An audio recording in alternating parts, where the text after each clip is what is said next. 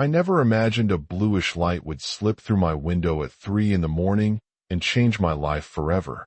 The vibration I felt that first night was not of this world. It passed through my skin, rewired my thinking, and whispered codes that sounded as old as the stars. You think you create with words, but it is your feelings that shape your reality. That is what the being told me, while its black, bottomless eyes seemed to read my soul. The commands I received had been kept secret for millennia. Are you ready to find out why? I was a different man before that night. My name is Carlos Navarro. 53 felt heavy in my bones. The small company I had built for 15 years folded like a paper boat in a storm. Bills piled up like thin gray envelopes on the kitchen table. Notifications blinked on my phone, and I hid it in the drawer because the sound had become a judge. The apartment would be taken in 30 days. The alarm clock became a ceremonial drum. It woke me up not to a morning of work, but to another day of shame. I would stand by the window and make coffee that tasted like burnt promises. The city below looked tired. Trucks moved like slow metronomes. A neighbor shouted once, and the sound dissolved into traffic. I would repeat the same sentence while the spoon clanged against ceramic. It will never work. The phrase lived on my tongue, shaped my posture, bent my shoulders. It was a mantra and a verdict. There were rituals that betrayed me. I would open a book about prosperity and fall asleep on the second page. I had tried everything.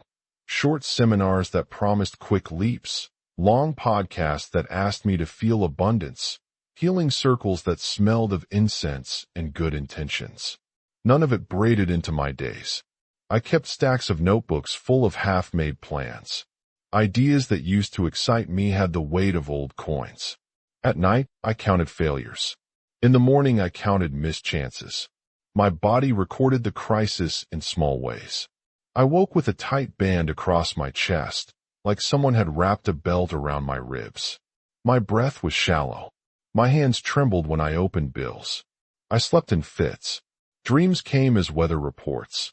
Gray, gusty, small clearings that vanished. The mirror showed more than lines. It showed a man who had been performed into a shape by fear. What hurt the most was the quiet erosion of identity. I had been a maker. I had built a tool that once excited me enough to stay awake for nights. Friends had used my prototypes in small projects. But failure carves a new name into the forehead. I felt like a phone with a cracked screen, still functional, but everyone avoiding the touch. Rita left months earlier. She took a carton of our life, and, with it, some irretrievable ease. Her absence echoed in the apartment like an empty room waiting for furniture. On an ordinary afternoon, the kind of gray that softens everything, I was packing the last few things I hadn't sold. A box of sample parts, a half-used notebook, 2 shirts with collars that no longer fit me. My fingers brushed something small and cool among the screws. A crystal, blue and about the size of a marble. It fit my palm like it had always been waiting for that exact shape. It pulsed, not with light at first, but like a fingernail tapping on a table. There was no label, no receipt. I could not remember buying it. The pulse was subtle, like a heartbeat under a thin pillow. I put it on the bedside table out of a habit of leaving things near a light. I told myself I was keeping one more small memory of possibility. Maybe I'd use it as a paperweight when optimism returned. I lay down early that night because my body was tired of pretending. The apartment smelled of coffee grounds and a faint mildew from a forgotten corner. Outside, a dog barked at 3 different passers-by. The radiator clicked. Then the silence changed. It was not a sound I could name at first. It came from everywhere and nowhere. A low hum that seemed to curl around the bones in my ears. The crystal began to vibrate. A vibration increases slowly. The way a radio finds a station, a thin note rising until something in you has no choice but to listen. The room felt thinner. My chest loosened, then tightened. It was like the air had been softened, then turned into honey. I sat up.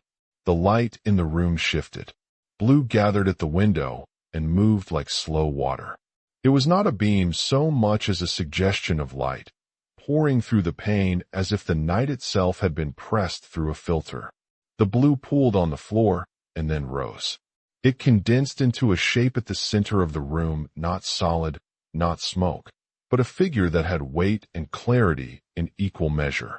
My jaw unclenched. I did not feel the word fear so much as recognition.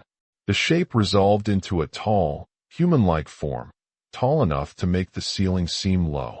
Skin like an opal under moonlight, a subtle internal geometry shimmering under the surface. No hair. The face was elongated, minimal, as if sculpted from the idea of a face. Eyes like two wells without stars. They looked at me, and the room went very still. Communication did not come from a mouth. The voice arrived inside my head, a translation that felt intimate as breath. You asked for alignment. It said in a tone neither harsh nor tender, simply true. Not with words, but with a frequency. You activated the transmitter. I am Calum, guardian of the sixth quadrant. I am here to realign your creation matrix. The words did not shock me the way I expected. A strange calm measured them. I realized in a slow, bright way that I had been calling out, not in language, but in a vibration of need. Desperation leaves a fingerprint. I touched the crystal, and it was warm now, like a living thing. A heat spread across my sternum, as if someone had set a palm there and left it. I tried to speak, and my voice sounded flattened and curious. What do you want from me? I asked. The answer was simple and impossible. 3 nights. 5 commands. After that, you will see what has always been inside you. A part of me, the rational scaffolding that had carried me through meetings and phone calls, started to construct explanations. Stress, hallucination, brain fatigue, the last desperate lurch of a man about to lose his home. The other part, the part that had once invented circuits from scraps and noise, held a different posture, attentive. It listened for pattern. That first night, I barely slept.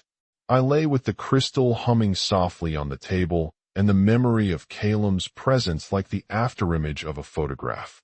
Dawn came with the same bruised light and, absurdly, with something else, a small confirmation that sent my hands shaking. The television voice near the end of the morning mentioned a tiny tech firm whose name echoed a string of letters I had scribbled in a margin the night before. Coincidence, I told myself. But the coincidence felt less like luck and more like a reply. I understand the reader needs context, and I am grateful you are here. This channel is small and new, and your presence matters. If this story finds you, please consider supporting the channel. Help us reach 1,000 subscribers. Tell me where you watch from, city and country, in the comments. It keeps the light moving. Days before that blue light, my days had been a repetition of small humiliations. I would go to the mailbox and find bills. I would avoid the bank's calls. I had meetings with creditors that felt like interrogations, with their polite edges. My friend Eduardo was a last tether. He still answered my calls because we had been through many seasons together. He was practical in a way that made me uncomfortable, but also, in some quiet way, steady. When I told him about the crystal and the light, he laughed, at first the laugh of a man who believes in evidence. He said the words I had once said to others: speak to a therapist, get a physical, maybe sleep. He sat across from me in the cafe with his precise watch and his neat hair. He looked at the coin I had found on an earlier walk, the 1922 piece, and shrugged it off. I wanted him to see the pattern that had begun to collect around me, the small proofs that felt like a string being stitched through the world. He could not see the thread. He saw only the fabric. I remember, then, more micro habits. How I would cover the crystal with a napkin when I had guests, pretending it was a forget-me-not. How I would rehearse declarations in the shower like a liturgy. How my body began to keep time in the ways old soldiers do, muscle memory of worry. These rituals were both prison and key. I was still the man who had built things. The difference now was that I was beginning to sense a law rather than a lesson. Loop. I feel the pull. I let the pull teach me. I let my chest expand to what is possible. A small, stubborn voice in me wondered about safety. If this was true, what would change? Who would believe it? If my financial ruin could be rewritten by... The crystal sat at the center of the table and pulsed faintly, like a heart under a thin skin. My palms were warm from nervousness. I set an intention not as a wish, but as an experiment. I would conduct a simple test. I wanted evidence, and I wanted to feel the way certainty felt inside the body. When the blue light returned, it did so as if it had always known the furniture. It pulled at the window and spread like silk. The figure rematerialized with less theatricality than before. There was no suddenness now. It was like recognizing a recurring guest. Caleb's presence folded the room into a different tempo. The sound in my ears was a low bell. The air tasted metallic, like the inside of a shell. His voice, again, arrived inside me. "The second night is for practice," he said. "Feel before you ask." The words were short, like a hinge. He placed a hand, or rather a suggestion of a hand over my chest. Heat spread there, not aggressive but precise. The sensation moved the way a tide moves sand. Something shifted under the surface of me and settled differently. He told me, "Thoughts are seeds, feelings are soil. Plant in the right soil." I felt silly and huge at the same time. The idea that feelings could be the medium of creation had been whispered in books, played out in glib coaches' phrases. Here, it was tactile. I felt the soil like velvet under my ribs. My heartbeat made a language. Then something small happened that both terrified and instructed me. A framed photo of Rita on the shelf trembled. Not a shiver, but a mechanical rotation. It tipped, turned slowly as if pushed by an absent hand, and fell face down on the carpet. The sound it made glass meeting carpet was like a punctuation mark. I stood. The room smelled like ozone now. I said aloud, "How did you do that?" Caleb's reply came as observation, not performance. "You did. Your field responded to the memory that image carries. You rejected her in your heart. The outer world followed." I picked the frame up. My fingers were careful, the way someone touches an artifact. No one had touched it. No draft. The falling felt less like a trick and more like a ledger closing. He had shown me causality in the simplest possible way. After he left that night, he left not with a step, but as if the light evaporated. The day that followed was a small science experiment. I watched with a new alertness. Patterns were suddenly legible. A company name flickered in a headline and matched a note I had scrawled. A commuter passed with a jacket that had a logo I had pictured the night before. Each match was a stitch pulling two fabrics together, my inner state and the world's surface. Caleb's lessons were sparse and deliberate. Not long speeches. He spoke like a sculptor. The second night he said two commands at once. Do not ask, declare. Certainty precedes the event. The second was the hardest. How can I be certain of something that has no evidence? The question felt like a cliff I had to step off. So we practiced. He asked me to name something small and specific, something I could not have arranged by chance. Declaring, he told me, is a different muscle. It has a tone. It must be felt as if already true.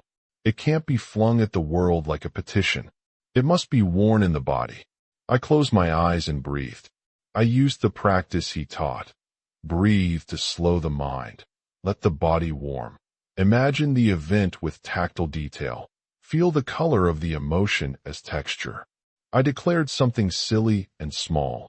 I will find a coin from 1922 on my way to the cafe tomorrow. I said it as if I were noting it at breakfast, not pleading. I described the weight of the coin between my fingers. I felt the coldness of metal on my palm. I felt the astonishment as a physical bloom in my chest. When I walked to the cafe the next morning, I walked with a strange elasticity. I looked at my shoes, the pavement, the cracks. Then a glint of metal. There it was, half buried by gum and time. A coin with the year stamped on the edge. My hands shook. The certainty had built a narrow corridor the world complied with. The coin was not a miracle, as in divine thunder. It was a calibration. The universe seemed to be a listener. I brought the coin to Eduardo, trembling because I wanted him to feel what I felt. He took it between two fingers like a man holding a triviality. He said, "Nice find. Yet I could see a flicker in him that hadn't been there before, an eyebrow raising like a clock ticking. He offered rational explanations while I held the internal landscape shifted by the experience. In the quiet moments after, he suggested we speak with someone at the bank, practical as always. He tried to tether me to what he knew would be safer. The resistance I met was not only from friends. The world itself pushed back. That same day, a new notice arrived.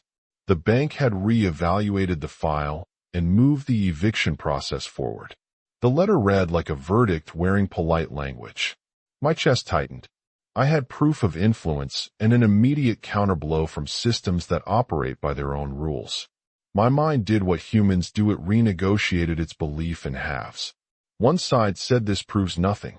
The other side insisted that proof had texture and weight. I realized then the hardest part. Changing a vibration does not instantly rewrite every ledger. It changes a line of possibility. Systems are thick and bureaucratic. They require time, patience, and, sometimes, practical negotiation. This reality grounding kept me honest. Calum never promised a fast erasure of consequence. He promised alignment. That night, his presence was brighter, more patient. He examined my face as if reading a map torn into strips. He did not excoriate me for doubt. He named it. You carry the identity of the loser as a comfortable coat, he said.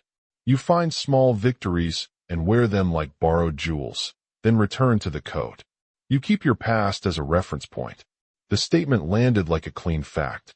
It was humiliating and freeing. He said two more commands. The impossible is only the untried. You are the universe observing itself. Those sentences compressed what I had lived into two gestures: courage to try the untried and the removal of separation. I thought of myself as small. He invited me to see myself as a node in a greater web. The metaphors were precise, but he did not let them float away as poetry. He anchored them with exercises. In the days that followed, I practiced not as someone chasing miracles, but as a scientist of feeling. I would set small tasks. I declared a meeting would end in a handshake. I felt the warmth of a partner's acceptance. When the handshake happened, it felt less like magic and more like validation of a method. I tested relationship edges, health edges, and financial edges. Two modest stories. A woman with chronic pain I knew began to report fewer flare days after she began a practice of feeling safety each morning. A young entrepreneur I mentored shifted a pitch from desperation to curiosity and found a first client the next week. These were not cures. They were shifts with measurable outcomes. Loop. I feel first. I speak with the body. I act from the silence of knowing. But even as practice yielded results, life continued to press. Old patterns do not give up without negotiation. Eduardo remained skeptical but loving. He came to me one evening with a bank contact in his pocket, practical and human. He offered help with forms, a loan refinancing possibility, a realistic path. I accepted because possibility wears many faces.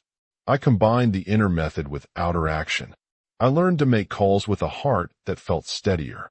Mini cliffhanger. The third night would not simply offer more words. It would ask my whole posture to change, to live as if abundance were not a hope, but a fact. That night, in the thin hours, Calum's light filled the room again. It felt like a tribunal and a sanctuary. He moved with the grace of something that had practiced long patience. He offered no consolation. He asked for practice, fidelity, and surrender. He said, in a tone that made the air taste like salt and metal, "This is your final night with me in this form. Apply the commands to what truly matters." I closed my eyes and did not flinch. I felt my old self, the man who had crafted devices from scraps, sit beside the man who had been renamed by debt. Then I did the hardest thing. I became the solution. I did not wish for the mortgage to vanish. I embodied the person who already had the solution. My chest expanded in a way that felt like a door opening. I said aloud with the cadence of someone stamping a letter, "I am financially free. I am the one who receives prosperity." The words landed in the room like small stones. I do not know how long I sat in that posture. The air that night felt like a held breath, thick as unwashed wool. The lamp threw a tired circle of light. Dust hung in the beam like suspended decisions. My chest loosened and then tightened, as if the space had accepted a new visitor and then demanded proof it was welcome. Calum placed the sense of him placed a palm over my sternum. The heat there was not flame. It was the density of someone folding warm cloth against cold skin. My heartbeat slowed and a sound I had stopped listening for crept back, the small separating sound of possibility unzipping itself. He said, softly in my mind, "Feel before you ask." His words were a small machine, precise and inevitable. They settled like iron filings aligning. I tried to name the sensation. It was salt and metal and the memory of a summer rain on a roof. I could feel the texture of an emotion as if it were grain, forgiving, angry, hungry, relieved. Each one had a weight and a smell. When he said that thoughts were seeds and feelings were soil, I realized I had been scattering seeds on concrete. I had expected plants to grow from glass. At that precise moment, the framed photograph of Rita shuddered on the shelf. The frame turned like a slow, patient clock and fell face down. The sound of glass on carpet was sharp, final. My hands went to it, as if to catch not the object, but the ledger it contained. I touched the photograph and felt the residue of years' salt, perfume, arguments half remembered. The room smelled faintly of ozone, the way it smells before a storm. "You did not push it," I heard Calum say. "The field did. Your rejection is an instruction." The statement hit the place inside me that kept careful inventories. Guilt, anger, regret. I had practiced both forgiveness and disdain in equal measures, depending on the day. Now I had physical evidence that my interior ledger could bend the outside. The implication was immediate and rude. If I could move a picture, what else moved because of me? And what else would continue to move until I learned to steer it? I rose and did what a man does when confronted with his own making. I sat at the window and watched the city as if seeing it through a microscope. The clouds moved in a pattern that hurt my sense of geometry. They spun in slow rings, as if someone outside the sky had been tracing circles. A billboard flashed a logo that matched a sketch I had made out of frustration 3 nights earlier. The coincidence felt less like a trick and more like a conversation I had been invited to join. Calum's presence around me was the opposite of a performance. He did not lecture. He calibrated. He would offer a phrase, and then let silence press against it until the phrase settled under my ribs. He said, once, with a cadence like a falling tool, "You do not separate inner from outer. You are a grammar of events. Speak with the body." I began to test the grammar. Small things at first. I set my mug down and felt the heat of possibility run through my palms. I breathed intentionally until my belly was a drum. I pictured a neighbor dropping the book she read aloud on the bus and felt the exact texture of the moment the book's spine, the click of pages. The next morning she sent me a message, dropped my book on the train. Couldn't find it. Small. Ridiculous. A notch of evidence. I learned to notice texture in the world, not only the obvious textures like concrete or linen, but the way a sentence tastes when somebody speaks of you. A contract read aloud had one flavor. A sympathetic apology had another.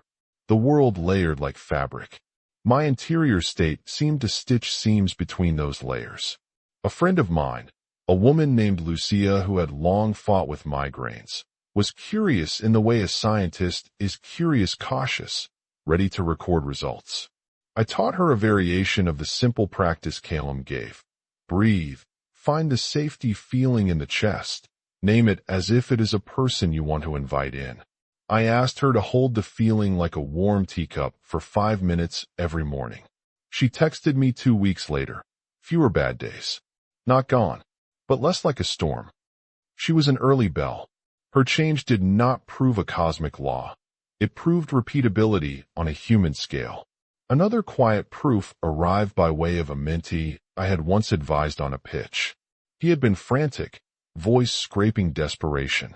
I asked him to practice the simple posture Calum recommended. Stand square, feel the chest open, declare the outcome in a line as if it were already true. He sent an email the next week. First client. Different energy in the room. That line landed like a hinge opening. These were not miracles in a dramatic sense. They were calibrations. Tiny reroutes in the river of experience. Calum had not handed me a shortcut. He had handed me a method of making small channels and watching what flowed through them. Loop, I sense, I form, I watch. I do not ask the river to change, I alter the riverbed. There was a cost to this learning. Every small success exposed the old habits that still clung to me. The identity I had worn for years bankrupt, embarrassed, cautious fit like an old coat. It kept me warm only in the old ways. Calum pointed this out with surgical gentleness. You wear the coat because it is familiar, he said. Let the coat rest on the chair. Try the room without it. He then asked me to do something that felt both sacramental and absurd. He told me to walk through the apartment touching surfaces and naming one act of acceptance for each. I accept this table as mine. I accept this day as my ally. I felt foolish, but I did it. The apartment felt lighter, as if the sentences I spoke were small lifts. The light in the window leaned differently. I slept in a way that was not exhausted. Mini cliffhanger. The next demonstration would not be a picture falling. It would be a test that crossed a ledger, my phone, my inbox, and a number that could replace a life thread. I felt the room prepare for a proof that would press against the bank's paper. I learned that practice wanted muscles I had forgotten I possessed. Calum's instructions were not metaphors. They were exercises that hardened into habit. The second command was clear in its cruelty and its generosity. Do not ask, declare. The third followed like its machinery. Certainty precedes the event. That felt impossible inside the mind that had been trained to check all evidence before believing. My mind insisted on proof before feeling. Calum saw the scaffolding of my thinking and offered a different architect. He said, move the body first. The body keeps the score. I started small and literal. I placed the crystal on the table and told myself, aloud, as if stating a fact in a ledger, I will find a coin from 1922 tomorrow. I pronounced the sentence with a voice that did not plead. I felt its weight. The process Calum taught was methodical. Ground the feet. Slow the breath. Feel the certainty in the hollow of the throat. State it like a clerical note. The voice must not quiver. Preparation sensory. The chair creaked. The kettle hummed. The window leaked a thin, metallic light. My palms were warm. I imagined the coin cold against my skin. I imagined the astonishment like a petal opening in my chest. The image was not meant to conjure the coin by spectacle. It was meant to tune my attention. On the street the next morning, I walked with a different gait, not buoyant, not desperate, but elastic. When my shoe brushed a small glint, my hands moved by habit almost before my mind agreed. The coin was there, resting in a groove of sidewalk, half buried like a small fossil. I held the metal and felt the thought that had produced it like a chord. The coin was not proof of magic to a scientist. It was a measurable reply. I kept a simple notebook. Every declaration I made, I recorded the act of feeling and the result. Not every declaration produced a visible outcome. Some were preparatory. The point was to develop fidelity to the methodology. Sense, embody, declare, accept. The results accrued like interest. Calum once told me, in the space between breath and pulse, certainty is not arrogance. It is an honest accounting. Hold the balance sheet within you. So I practiced other declarations. Small, calibrative events at first. I declared that a meeting would end with a handshake rather than a dismissal. I practiced the posture, relaxed shoulders, steady gaze, a warmth tucked in the chest. The meeting ended in a handshake.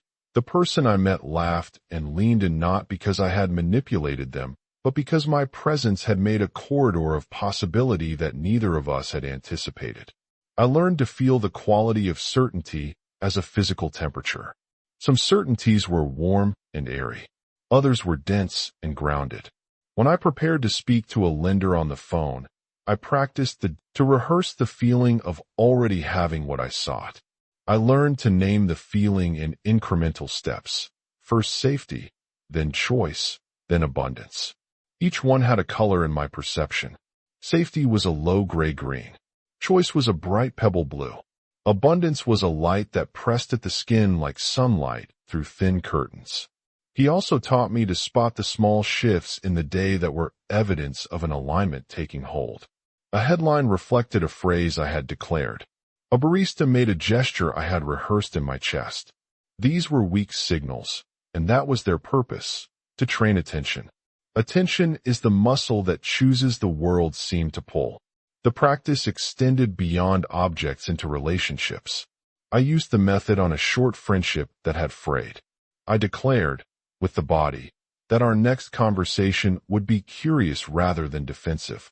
I rehearsed curiosity in the mirror until my face learned it. When we met, the exchange was different, slow, honest, less guarded. The habit shaped the outcome. 2 short reports came to me that doubled the seriousness of the work. Anna, a nurse I trained in the practice of feeling safety, told me months later that patients had begun to report more restful nights in her ward after she shifted her posture before rounds.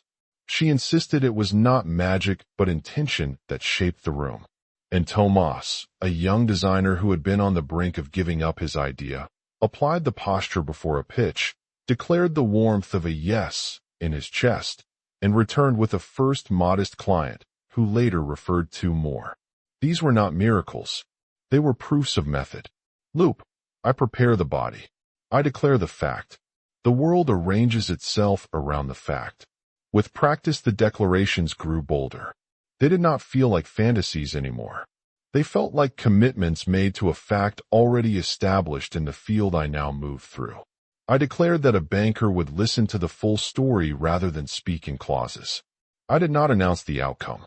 I rehearsed the posture and kept to the process.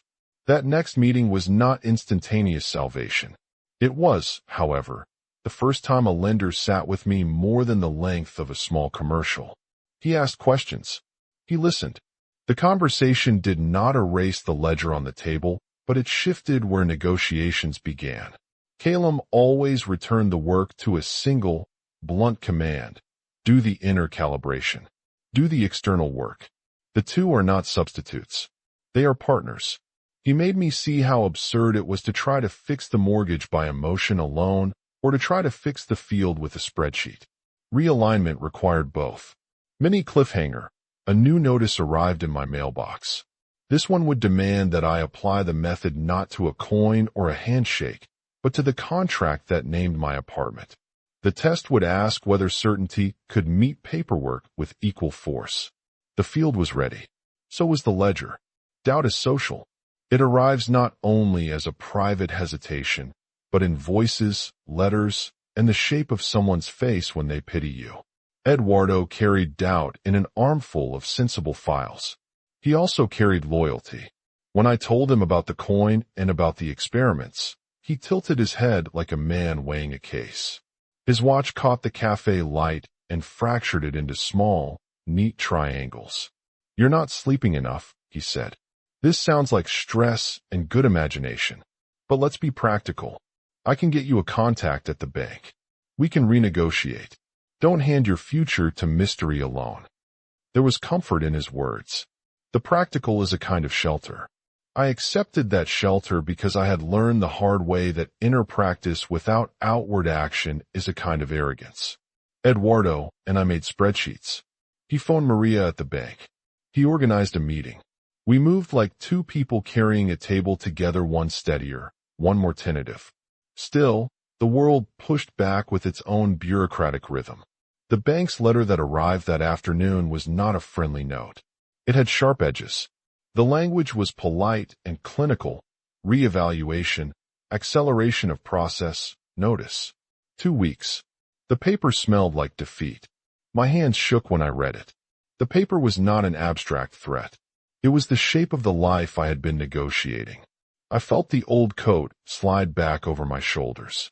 The identity of the broken man wanted recovery in the form of quiet resignation. It whispered that I was foolish, that the coin had been a fluke, that the investor would remain a rumor. I caught myself listening. Calum's earlier observation returned like a bruise. You wear the coat because it's familiar. Inside, there was a private courtroom of arguments. One voice argued for rational safety. Call the lawyer, get the forms, take Eduardo's route. Another voice, smaller and now practiced, spoke in certainty learned at the crystal's edge. Prepare the posture, declare the solution, accept what unfolds. I did both. That day I printed the letter and put it on the table. I breathed with intention until the tightness in my chest unknotted. Then I called Maria. I spoke with steadiness I had rehearsed and with the facts Eduardo and I had assembled. I did not hide the investor possibility. I offered it as part of a conversation, not as a climax. The woman at the bank listened, put me on hold, came back with options. None of them erased the 2-week deadline, but one gave me more time if an agreed payment could be arranged within 7 days. The contradiction, inner certainty, and external contingency became the pattern. I found an odd humility in it. I began to understand that the inner work did not exempt me from making calls or from being patient with forms. It made those calls a different kind of act. When I sat with Maria, my posture made room for creativity. She offered something she would not have offered to the man who had come in before, shoulders hunched, voice thin. Not everyone saw the shift the same way. Eduardo's skepticism softened into a different kind of watchfulness. He still joked at my rituals, but started to bring mail to the table and to listen longer when I described a feeling. He began to ask direct questions about process rather than mock. In a way, he was becoming my practical mirror, not convinced, but willing to negotiate. Resistance also arrived in quieter forms. Old acquaintances who owed me small professional favors became distant. Some offers evaporated. People I had trusted put their energies into other projects, as if my rhythm had become foreign. There is a social cost to changing your field. You shift frequency, and you briefly lose contact with some who depended on the old wavelength. I had to decide what I was willing to trade. Reputation? Time. A friendship tethered to the old man I had been. Calum's command felt suddenly stern. Choose. The field will honor the choice. There were moments of shame. I watched myself wince at the coin handed to Eduardo. I wanted to prove him right and wrong in equal measure. I wanted him to admit it was real. In the end, I understood there is no theater that convinces a skeptic faster than lived steadiness. The work had to be for me, not for applause. One evening, after a day full of calls and forms, I sat with the crystal and practiced a more difficult declaration. I would not declare the investor's call. I would declare the state. The solution to my mortgage exists and aligns with my highest good. The declaration felt like a vow. I folded the sentence against my chest until it warmed my ribs. The room smelled faintly of the lemon soap I used for dishes. Outside, a rain began to peel the city into soft plates of sound. That night Eduardo came by with a folder and a coffee, less cynical than usual. He had done something practical, run a number, lined up a storefront contact. He said, if your investor doesn't show, we can try a bridge. He offered me the form like a rope. The gesture was humbling and human. I accepted it. The inner work had not removed need. It had altered how I accepted help. Hear this. There are practical hands for real-world systems. The method Calum taught is not an excuse for aloneism. It is a way to carry your decisions with a steadier load. As the 2-week deadline closed, something else shifted. A stranger called, out of a thin blue thread of the internet and curiosity. He said he had found an old prototype on a forum, had followed its sparse trail, and wanted to meet. His voice was cautious and literate. He did not offer a windfall. He offered attention and the start of a conversation. Attention is currency. That call was a small crack in a sealed system. Mini cliffhanger. The third night would not be a rehearsal. It would be the final architecture session. Calum would ask me to embody not a single event, but an identity. The test would force the inner and the external to either clasp hands or part ways permanently. The ledger was closing. I felt the field hold its breath. It was ledgered.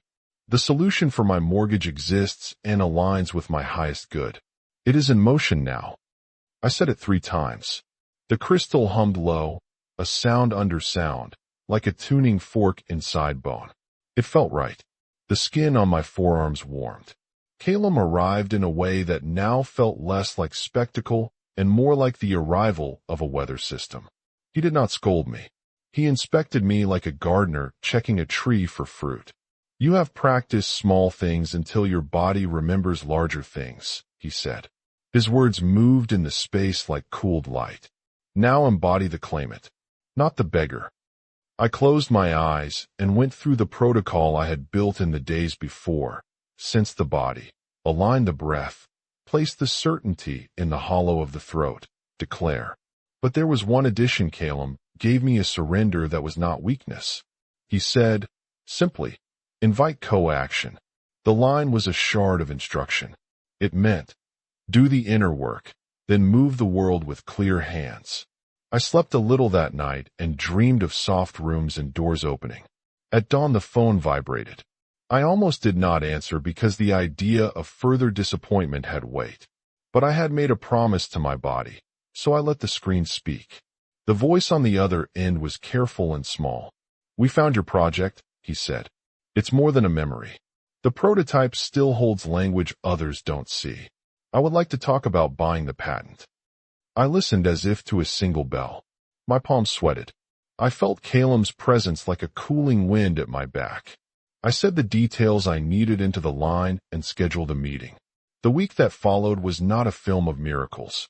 It was a sequence of ordinary transactions with extraordinary results. Calls, emails, a legal review. I sat across from an investor in a small office that smelled of eucalyptus and new leather. He asked questions in a way I had never been asked before, not to trap me, but to understand what the product could do. I answered with the same posture I had practiced by the crystal, steady voice, slow breath, warmth in the chest. He offered an amount that would cover the mortgage and leave me with enough to reset. My hands trembled as I signed the initial letter of intent, but my breath remained steady. When I told Eduardo, he clapped me on the shoulder in a way he would never have allowed before the nights with Calum. His watch glinted. His face carried the surprise of someone who had bet against a weather system and lost.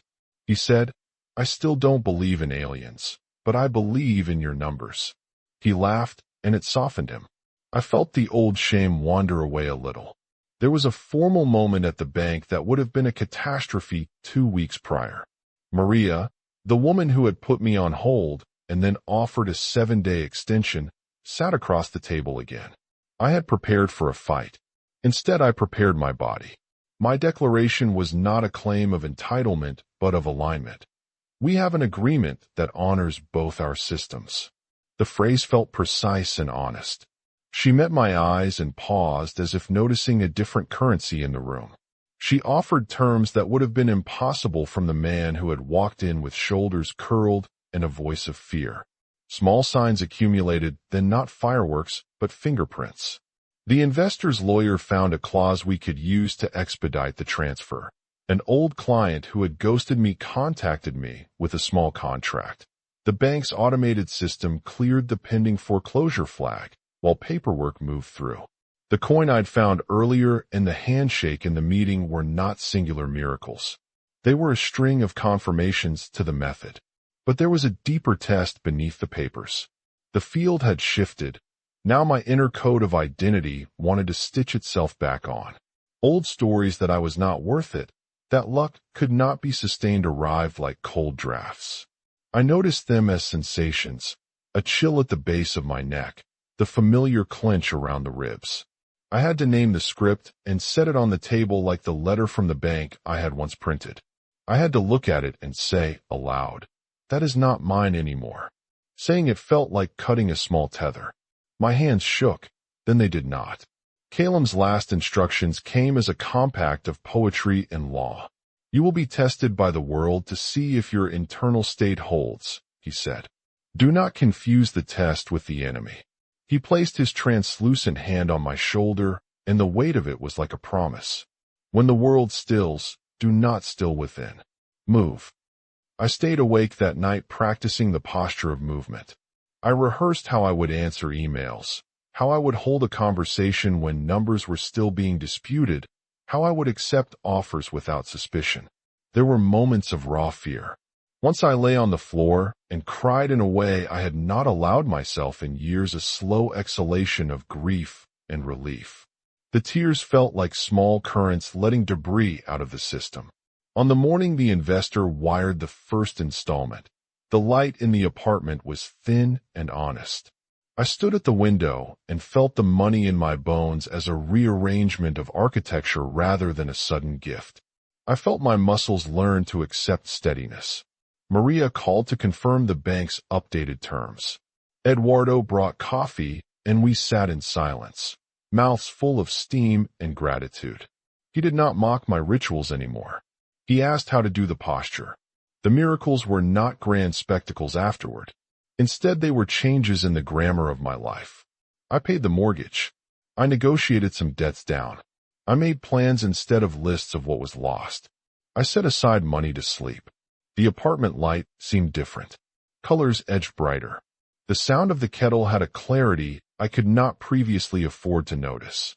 I told the investor, months later, about the crystal and about the small experiments I had done. He listened and then said something unexpected. "You held your posture through the business," he said. "I have seen many founders. Few of them carry their convictions like architecture. It changes the people around them." He used the word that had been foreign to me, founder. I felt the label settle not like a costume, but like a home. The test had been both external and internal.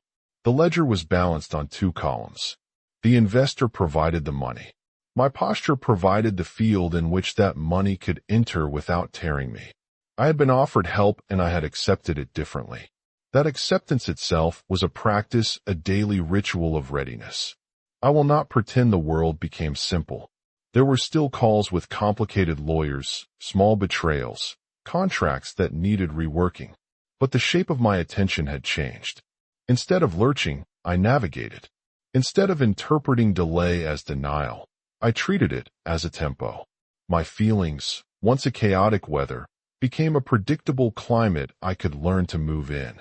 There were two small stories in the months that followed which I hold like proof of the pattern.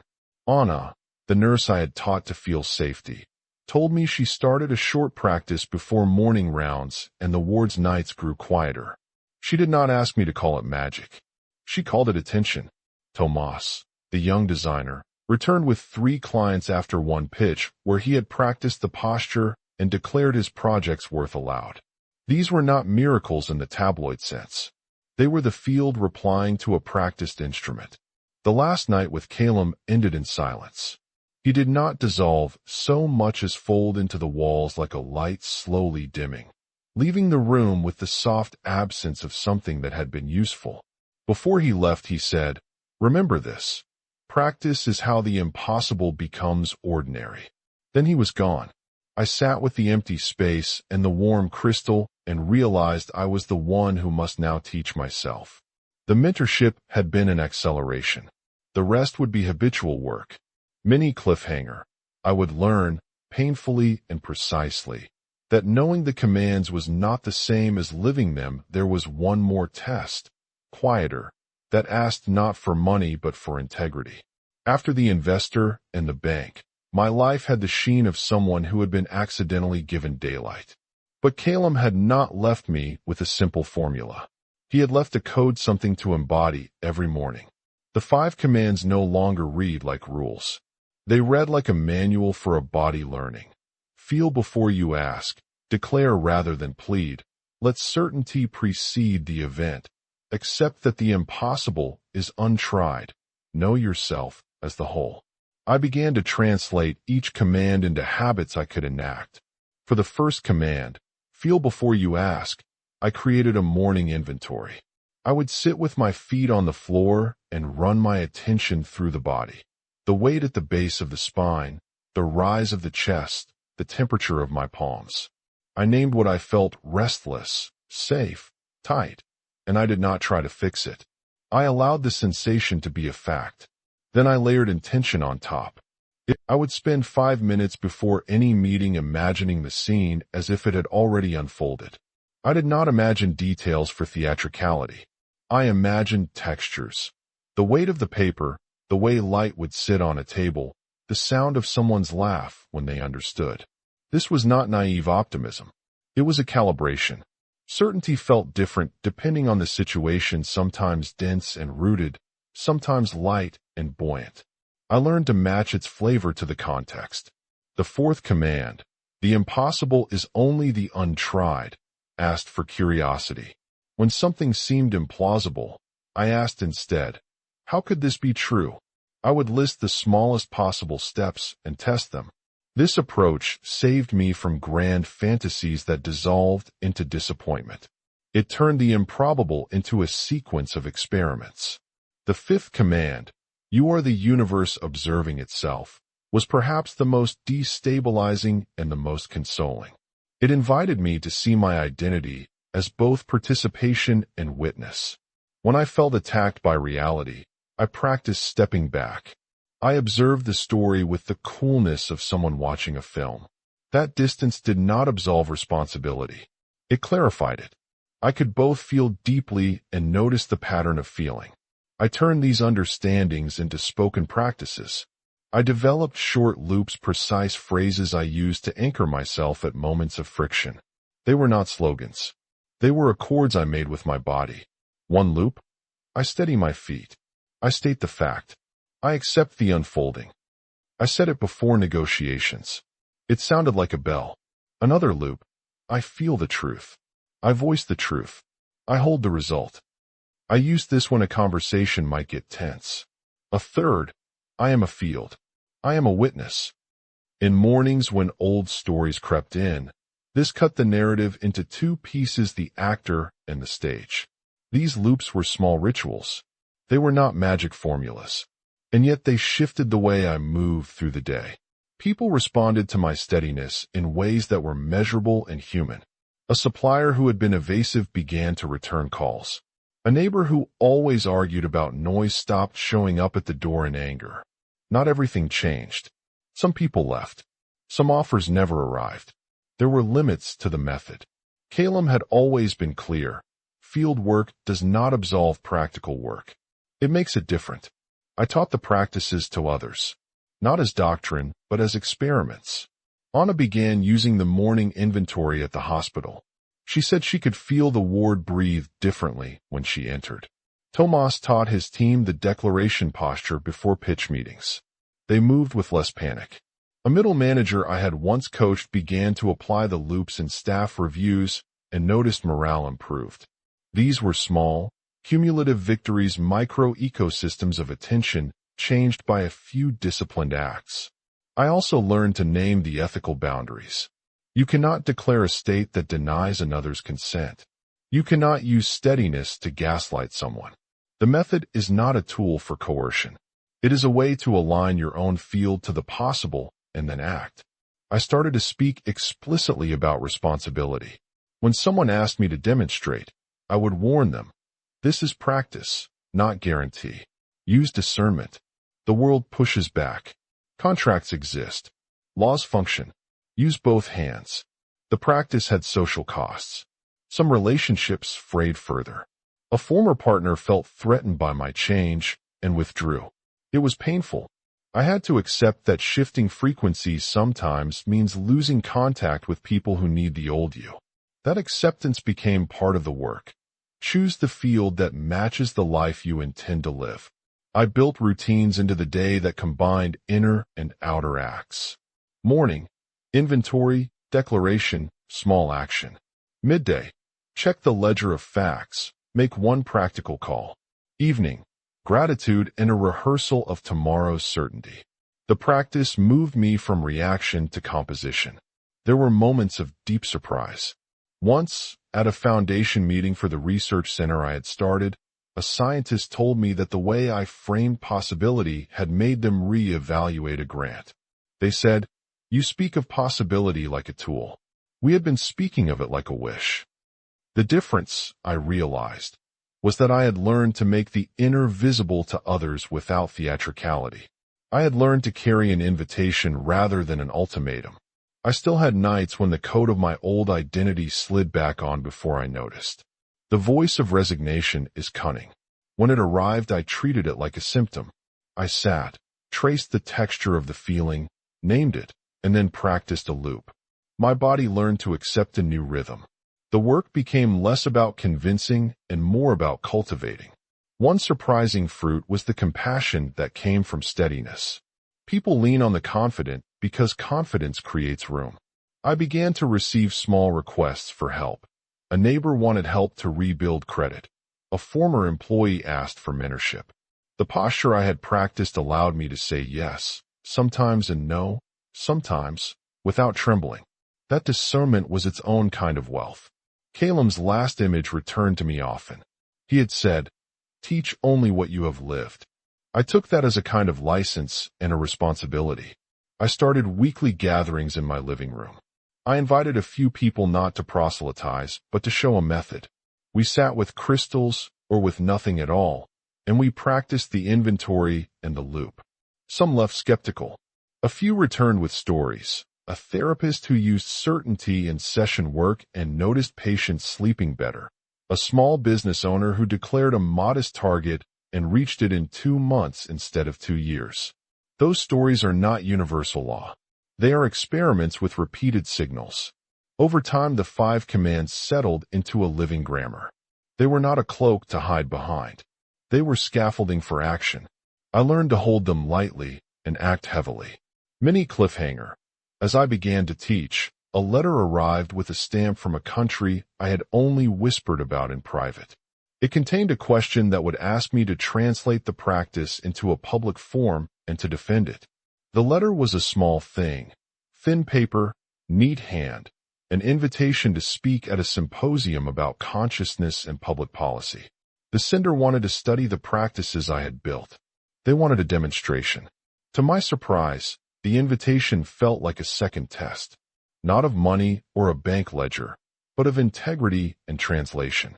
Could I take the quiet practices that had reoriented my life and place them in a room full of people who would evaluate them with spreadsheets and PowerPoints? I prepared as I had learned to prepare. I rehearsed the posture. I rehearsed the loops. I mapped the talk into small experiments the audience could try in their chairs. I did not promise outcomes. I promised attention. When the day arrived, the hall smelled of auditorium polish and coffee. Lights were bright in the way that exposes things. I felt the old impulse to shrink. I felt it as a pressure at the throat. I used the inventory, named the sensation, and declared quietly, "I will speak from what I have tested." The phrase stabilized me. I spoke about the 5 commands as processes, not dogma. I showed short practices for feeling, declaring, and rehearsing certainty. I demonstrated the loops and asked the room to practice 2 minutes of inventory. There was skepticism. There were notes taken with the brisk intensity of professionals listening for exploitable frameworks. There were also people who closed their eyes with something like relief on their faces. Afterward, a woman in a lab coat, a cognitive scientist, asked me how to test the protocol. She wanted metrics. I answered in the only way I knew. Measure attention. Measure variance in tone. Ask people how they sleep. See if micro-events increase frequency. She smiled, not because I had given her the answer she wanted, but because I had given her an operational hypothesis. She later sent an email proposing a small trial in a hospital ward. Teaching made me see my life as draft and work. The center I had built began to host pilots. A short study with nurses, a workshop with a design firm, a 2-week experiment with a credit counseling group. The results were not uniform. Some pilots showed small but consistent improvements in restfulness and follow-through. Others showed no change. The variability reminded me of Calum's early caution. Systems are thick. Pattern change is not instant. The method is a partner to action. I continued to invest the wealth I had been given.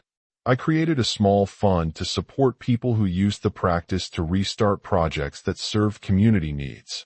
We helped a cooperative of artisans switch from precarious gigs to a small online marketplace that worked because the members practiced negotiation as presence rather than. He stared at the worn metal as if it might be a logic problem he could solve. Then his face softened. He said, "Maybe it's not the coin. Maybe it's you." I said, "Maybe both." He kept the coin in his wallet after that, not as proof, but as a talisman that reminded him of the smallness of improbable things. The foundation began to attract people with genuine curiosity and with different languages of practice: clinicians, designers, teachers. We insisted on one thing: no claims of miracle cures. We designed small protocols and ethics for practice. We published early results with humility. The work was messy and municipal and beautiful. People learned that certainty was not windfall, but crafted daily tending of attention. One winter morning, I walked the city with the crystal in my coat pocket. The air had the particular metallic cold of the season. A young man came up to me in a park. His face looked older than his years. He had a small tremor in his hands. He told me he had been unemployed for months. He had heard of the center and wanted to learn to carry himself differently before interviews. We sat on a bench. I taught him a 2-minute posture practice and a simple loop. He left with a list of practicable acts and a small, practical plan. Update his CV, call 3 people, rehearse the posture before each call. 2 weeks later, he sent me a message. He had a job interview. He had used the posture and felt steadier than he had in months. He did not get the job, but the company offered him freelance work the next month because he had been present in a way that made the lead remember him. The work was small. It paid little. It mattered because it shifted the man's horizon of possibility. This pattern repeated. Small practices yielded openings that, over time, created new routes. I kept the practices personal and public. Every morning, I did inventory and 3 declarations. Every evening, I wrote 1 sentence of gratitude. I spoke to small groups, and I taught the nurse who had once told me that patients slept more. I built the work so that it could be tested and challenged. I wanted the practice to survive being examined. There were costs. Some colleagues accused us of promoting unscientific ideas. I welcomed critique. We improved our trials. We learned to speak the language of evidence without being reduced by it. I learned to hold both humility and conviction at the same time. 1 year after the nights with Calum, my life had a quality I could not have written in the dark days before, a pattern of attention that shaped action. The crystal sat on my table, now matte at the edges from handling. It no longer pulsed in the way it once had when Calum's presence filled the room. But sometimes, at dawn, when the city washed quietest and my breath was long, I would feel a faint resonance against my palm and remember how the work began. I recorded a short talk about the 5 commands and the experiments. I published notes that were honest about limitations, no guarantees about health or wealth, no promises of miraculous reversal, clear cautions about ethical application. I invited people into trials, into labs, into the practice of attention. The response was modest and real. On a bright afternoon, I walked into a small community center and found that the people who had participated in our pilot had started their own circle. They had no funding. They had their own humble routines. They had found that the posture made some kinds of conversation possible. I stayed for an hour and listened. A woman told the group that her son had returned home after 2 years and that the first evening they ate dinner without shouting. She said she didn't know why it worked. She only knew that she had been practicing a small steadiness and that something in the room shifted. Those moments were the legacy I wanted to cultivate, not a cult of technique, but a civics of attention. Then, one evening, as the sun glazed the city in thin gold, I walked to the porch and looked at the horizon. There was, faint at the edge of blue, a light like the one I had first seen, not Calum, but a reflection. I did not expect a messenger. I expected a reminder. I felt both gratitude and a quiet question arise. How far does a person go when they accept they are the field? I sat then and spoke my last loop aloud. It was simple and it had the sound of a small vowel. I prepare my body. I declare the fact. I accept the unfolding. I said it 3 times and felt the habit anchor. I had changed my life. I had built a small structure to invite others to change theirs. Yet the final inward test remained. Could I live the code with humility, and could I allow the work to evolve without claiming ownership? The answer was practical. Keep practicing, keep testing, keep publishing the limits and the gains. My hand brushed the drawer where the coin lived. I touched metal and thought of the nights, of the small experiments, of the people who had shifted their routines, of the debts paid and the nights spent learning posture. I realized the real currency was attention made habitual. A year after Calum, I had a home that was paid for, a foundation that paid small stipends, a set of practices that lived in people like a muscle. Eduardo still wore the coins sometimes. Ana still taught the inventory before rounds. Tomas had a studio with 3 steady clients. The world had not rearranged itself into perfect alignment. It had changed in margins and in tempo. I ended most evenings now with a mini meditation. I would breathe in 4 counts, hold 3, exhale 6. Then I would state aloud a short loop that had become mine, a kind of signature. I am the field. I am the witness. I move. I knew the line sounded strange to some. To me it felt like an instruction manual for living. And sometimes, when I looked at the city at dusk, I wondered if somewhere else, someone else had been given a tiny crystal and offered 3 nights. Perhaps the work of attention travels like a contagion not of belief, but of practice. If you have reached this place in my story, know this. The practice is not a promise. It is an invitation. You will still need practical hands. You will still need contracts, lawyers, spreadsheets. But there is a way to enter those systems with a steadier body and a clearer voice. I place the coin of 1922 in my palm now and feel the coldness of metal and the warmth of history. I think of Calum's last line. Practice is how the impossible becomes ordinary. I let the word sit like a seed. Mini cliffhanger. Somewhere in the Foundation's email inbox is a note titled simply, "We saw a light." It asks for help, but it also asks for translation. How do you teach a city to steady itself?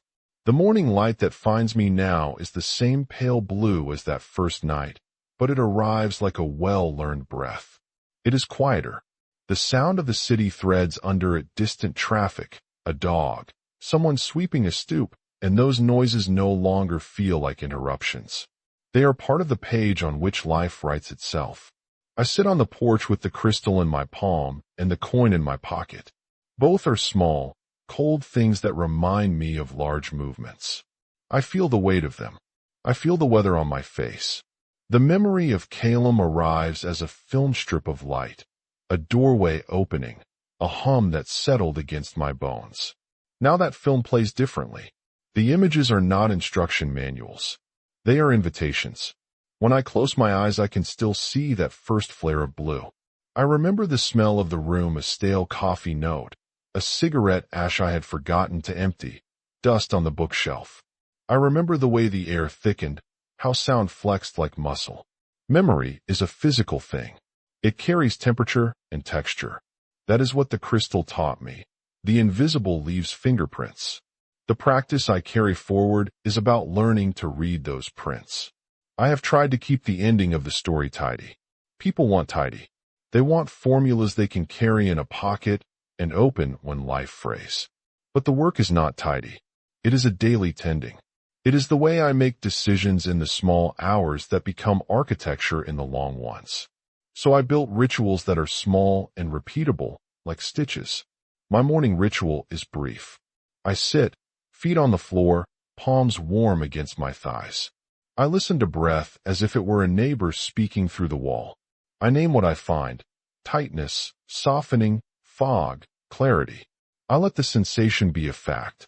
Then I place one hand over my sternum and say aloud a short phrase I invented the week after Calum left. It is not a prayer. It is a setting of a tone. I say, I open the door I can hold. The words are deliberate. They are simple.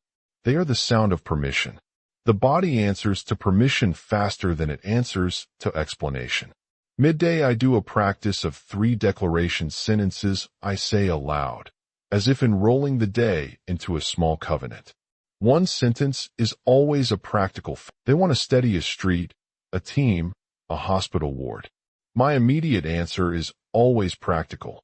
Start small, measure what you can, keep ethical guardrails. But the deeper answer is quieter. Attention is contagious, and contagion wants a shape. If you steady yourself in the doorway of a room, the room will rearrange itself around that steadiness. If you declare in the tone of someone who already holds the fact, conversations shift. That is not metaphysical flattery. It is physical law of habit. We have run small pilots, 2-week programs in clinics, a month with a design firm, a credit counseling cohort. The results are mixed, which is exactly what I expected. In one ward, nurses reported a reduction in the frequency of alarm fatigue.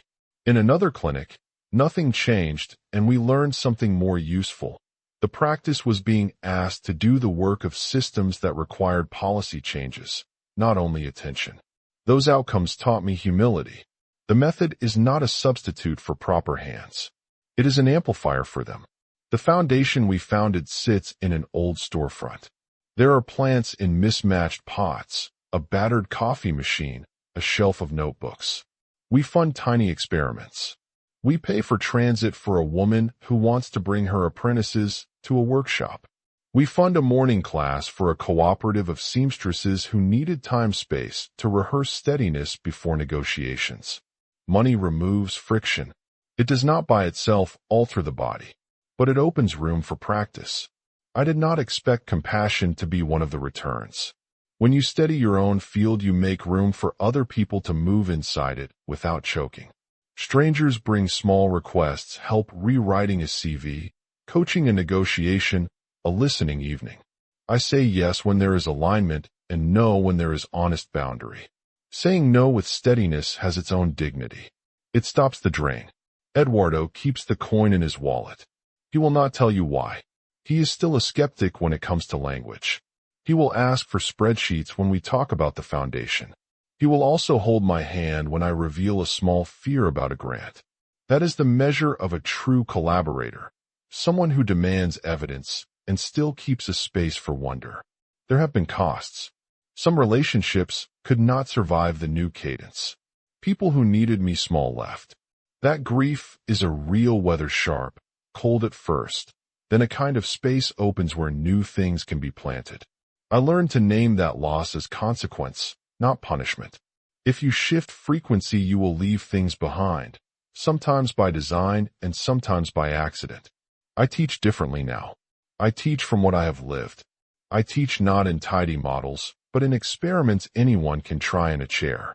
I show people 3 movements: the inventory, the declaration, and the rehearsal of certainty.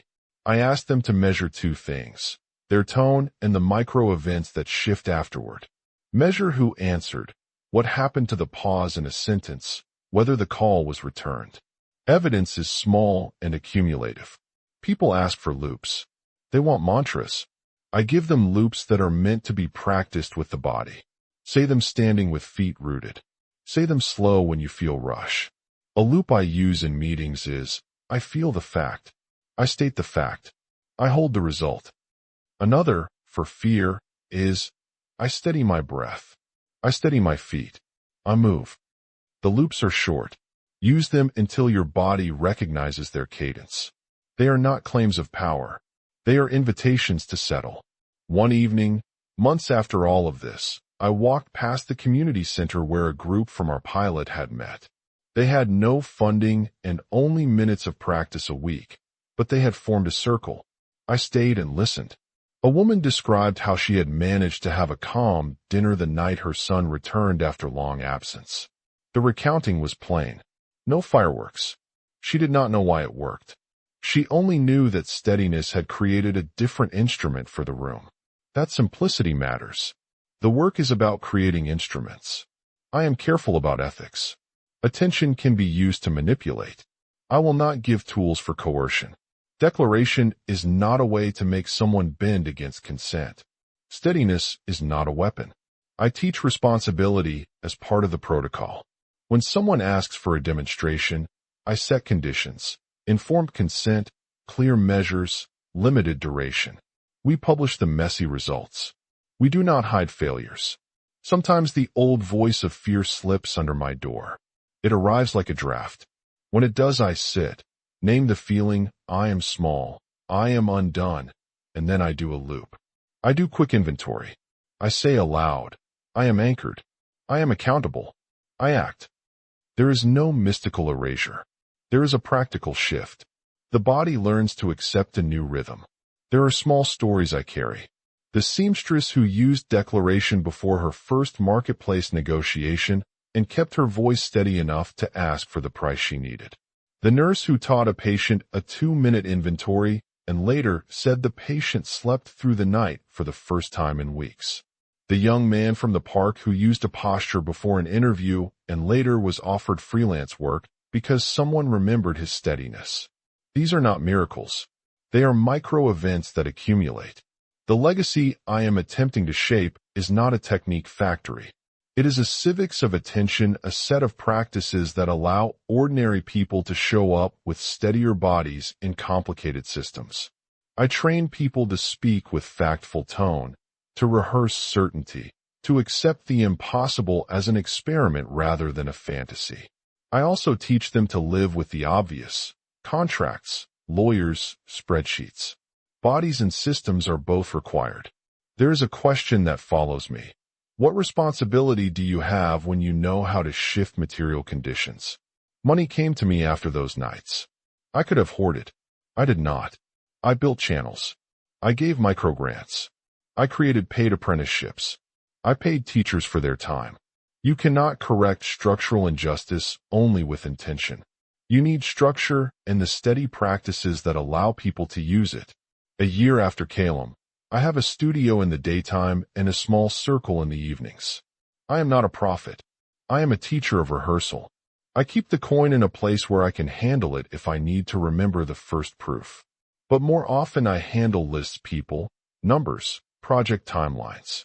The work lives in those lists now. It is less glamour and more municipal care. I want to give you a practice you can do in 3 breaths. It is not a promise of wealth or health. It is a way to align your body with a fact you can hold. Find a chair. Plant your feet. Breathe in 4 counts. Hold 2 counts. Exhale 6. Place a hand over your heart. Name one fact as if it is already true. Make it small and undeniable. I will call 2 people tomorrow. Feel the body that speaks that sentence. Say it aloud. Sit with the sensation for 30 seconds. Repeat once. That is the work. Small, embodied, repeatable. Do this for a week and notice what shifts. Before I close this account, I will give you 3 loops that have become mine: short, new, and practical. Use them. Adapt them. Make them yours. 1 for beginning the day. I take my place. I call the fact. I move. 1 for confrontation. I steady my chest. I state the line. I end with respect. 1 for the night. I settle the day. I hold the lesson. I release what I cannot carry. They are not spells. They are instruments. I must also be honest. There will be people who call this delusion. There will be institutions that test us. We invited scrutiny. We publish our methods and our small data. We ask for replication and correction. The practices are durable not because I say so, but because they can be tested and improved. When I teach, I say only one final thing. Teach what you have lived. Calum said that to me, and I have kept it like a seed. So I teach from my experiments, my failures, my small victories. I expect to be corrected. I hope to be improved. Sometimes, at dusk, I watch the horizon and imagine a light like the one that came that first night. It is not the same light. It is a reflection now, a rumor. I let the image be a question, not a promise. Somewhere else, perhaps another person will find a small object that pulses and be offered 3 nights. Perhaps they will be asked to tend a different corner of the world. I like to think practices travel like seeds. Some land in good soil, some in stone. The point is to keep scattering. If you have stayed with me to the end, thank you. If you are trying the practices, tell me what you find. Write your city and country in the comments. Share one micro event, what shifted after a small declaration, one sentence of outcome. If this channel is growing, it will